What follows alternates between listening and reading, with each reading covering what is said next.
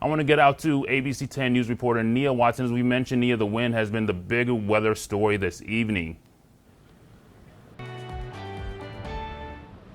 Yeah, Wale, winds started picking up around noon here, and if you take a look behind me at the palm trees, you can see the wind just whipping around the fronds there. It's been like that for pretty much the entire day. Now, over in Lemon Grove, the stormy weather knocking over a large tree into a neighbor's yard. It happened early this morning.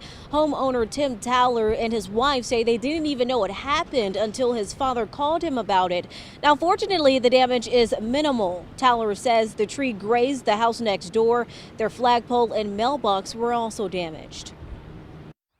I was glad nobody got hurt, and it missed almost everything, which was amazing.